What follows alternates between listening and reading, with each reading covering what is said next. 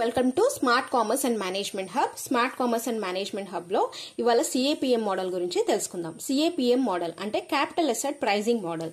దీన్నే risk based model అని కూడా అంటాం. ఎందుకు అంటే ఎంత రిస్క్ తీసుకుని ఇన్వెస్ట్మెంట్ అనేది చేస్తున్నారో ఇన్వెస్టర్స్, దాన్ని బట్టే మనం రిటర్న్ కూడా ఇస్తాం. అందుకనే దీన్ని సిఏపిఎం మోడల్ ని రిస్క్ బేస్డ్ మోడల్ అని కూడా అంటారు.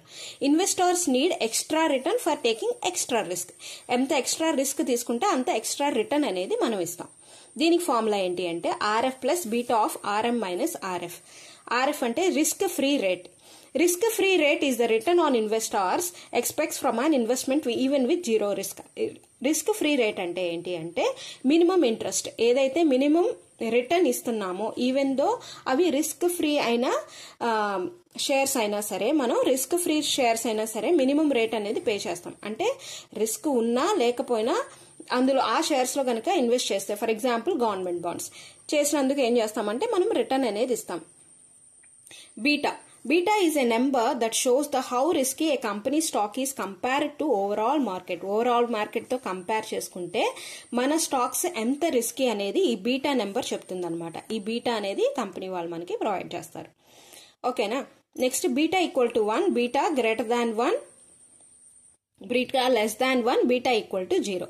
బీటా ఈక్వల్ టు 1 అంటే ఏంటి అంటే బీటా గనక 1 కి ఈక్వల్ గా ఉంటే అవి easily moving in the market అనమాట. ఓకేనా. అవి రిస్క్ ఫ్రీ.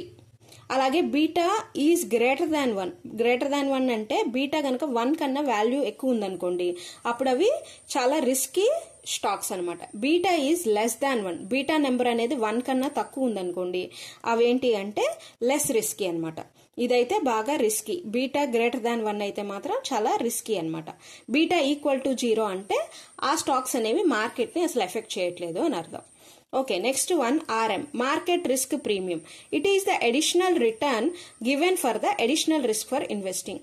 ఏదైతే రిటర్న్స్ అనేవి అడిషనల్ గా ఇస్తున్నామో, దేనికి అంటే వాళ్ళు అడిషనల్ గా రిస్క్ తీసుకుంటున్నారో ఇన్వెస్టింగ్ లో, అంటే రిస్క్ బాగా ఉన్న స్టాక్స్ లో వాళ్ళు ఇన్వెస్ట్ చేస్తున్నారు అనుకోండి, దానికి ఎంత ఎక్కువ హయ్యర్ రిస్క్ హయ్యర్ రిటర్న్ అనమాట. ఎంత ఎక్కువ రిటర్న్ పే చేస్తామంటే అది ఎంత రిస్క్ బేస్ మీద ఉంటుందన్నమాట.